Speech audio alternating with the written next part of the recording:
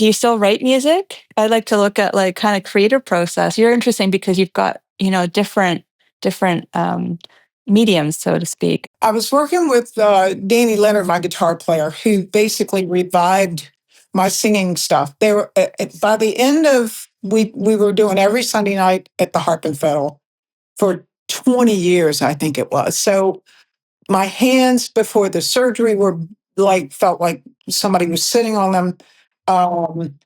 And we were just all burnt out. So COVID actually gave us all, the club folded after a little bit, but we all just stopped performing for a while. Sorry, was this a club in DC? It's Maryland and Bethesda, the Harp and Fiddle. Harp and Fiddle. Okay. And it was like being in my living room for 20 years. And I'm so grateful to have that, be able to go play with the guys that I play with, because they're all state-of-the-art, amazing maestros.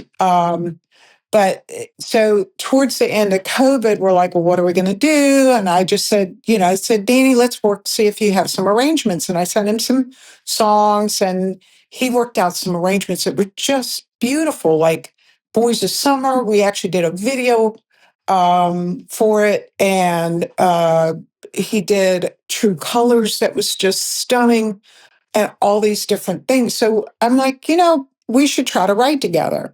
He sent me on a voice recording the music for Bigger Buddha, and I'd ordered another Buddha. I had one in the front yard that seen better days, so I got a different one. And the one that showed up, it's huge. And it's sitting out there at the tree. And Mike would say, he would come down the driveway, go, every time I turn in the driveway, it looks like somebody's sitting in our front yard. It's like a life-size Buddha. It's not quite that bad, but anyway, so with all the horse crap that's going on in the world today, I just thought, he sent me this music, and I'm like, in my head, I'm like, I'm going to need a bigger Buddha because this isn't working. There's too much stuff. And then, so when the music came, I just thought, gonna need a bigger Buddha to excavate my soul. Need a magic mantra to heal the world the whole. So it just flowed. And then the rest of it came out, and we finished the song, and we did a little video right here in the solarium, put it out there. But that was cathartic. I don't need to write pop songs anymore or try to make it in the music. I just want to express the creative side and be grateful for what I have and go that way. But I don't work on songwriting. Like, I don't sit and go, I need to write a song today. Yeah, those days are. It's what comes to you. Yeah. Like the book. That's a gift. Yeah. You're very gifted. It's all gifts, man. It's all gifts at this point. Yeah, absolutely. That's beautiful. Yeah. So we just, you and I met because you had a 2-night show at Katie's, the old Brogue, and you showcased your artwork as well. My photography for the first time. Yeah. So that's great, and it sounds like you had really, really great response. It was everybody. Better than we were hanging up, and everybody was very charmed, by the animals, and it really, it suits obviously the area, and it touches people, and they say, I want a piece of that. This is Great Falls, so it's art that speaks to them, and you can tell everybody just loves you. Wow. So it's great. I could see Brittany, she's so happy to see you. And anyway, it's just really nice to see, the community like that. That's the enjoyment of the Great Falls Village, is when you see people gel like that, and it's fun. So. Yeah. We were at Katie's this morning having breakfast, or I was there with Lucy, but we go like every Sunday for brunch, and it's like our Cheers here in Great Falls. Yeah. That's wonderful. I'm imagining that you're busy kind of doing shows here and there. Very sporadic gigs. I've got a couple in November. Okay. But I have a PR guy that I hired for the book. So Mike and I have to jump on a train next Thursday, and we go up to New York.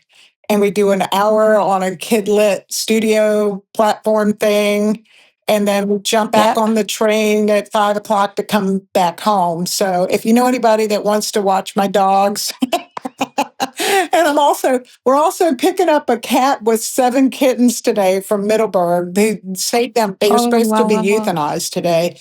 And I couldn't, she took 11 foster kittens off my hands when I was like totally, but this one these 7 have a mom. And Middleburg, they're all these people that do the fostering and then the animal rescue. I'm big fan of these people. They're so selfless and they do so much good work for these animals. And a lot of times it's just out of their own pockets, like to foster, because I'm connected to some people with Airedale Terrier rescue. Because I was looking at potentially rescuing an Airedale, and it hasn't happened yet, but just getting in touch with these people and, just seeing what they do. And actually, one of them that leads the group is in Middleburg. So we were just out there, and it just makes my heart sing to see like 2 Airedales. And Airedales, I don't know if there's another breed that does this, probably, but I know an Airedale singing voice, from like miles away almost. So I walked in and they're, they start, when the Airedales start kind of getting, rambunctious, then someone will start singing, and then they're both singing. And it's just this wonderful cacophony. And then all of a sudden up rose, from the corner, like this wolfhound. And I was like, oh my God, this is a dream, like out in Middleburg, beautiful scenery. And, you're rescuing animals, and, you got these gorgeous dogs yourself, and life can be good. Yeah. So you don't have any dogs right now? Not right now. No, I know. Well, my daughter's begging me for one. And I just said, well, we've tried, but again, it just hasn't worked out with some of the fosters. But I have dogs sat for my friends, and I can groom dogs. They'll all get like an Airedale Terrier haircut, ultimately.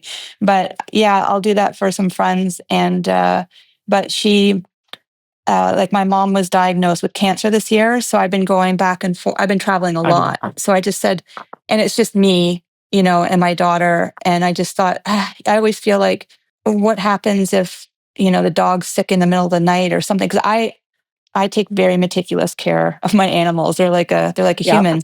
So I can't just let things go with an animal, and my heart's bleeding for them. But how do you tie all that in when it's just you, looking after? How far do you have to travel for your mom? Well, right now they're in New York City. She's getting treated at Sloan Kettering, but mid-October, they're going to transfer back to Canada. And then eventually come down here. So the idea is that when they come down here to live with me, then we can kick into the dogs.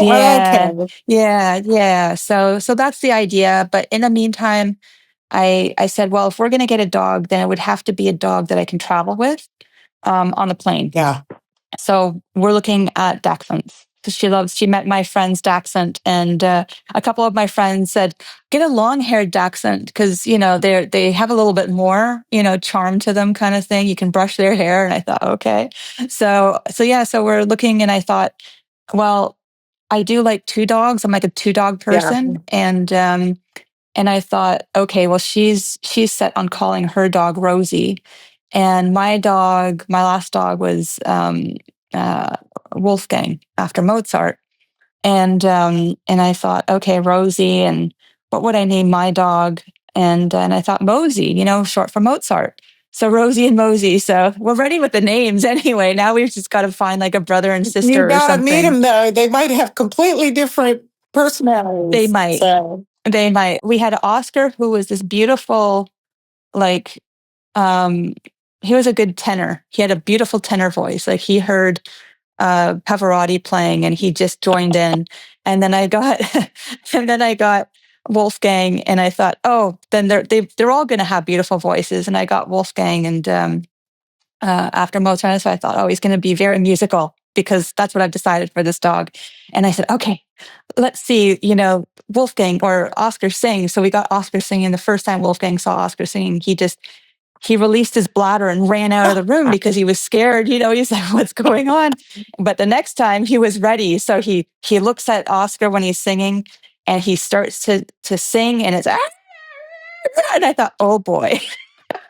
Not all dogs' voices are the same. And then we got Luke, and Luke had this beautiful baritone voice. And I thought, well, of course, my mom, because my mom's a singer, or she was a singer, wow. and she loved, and it did not get passed down to me. So of course, neither would my dog get the voice. So, so we'll see. But yeah, so there you go. That's a long little thing about dogs singing, but it's fun.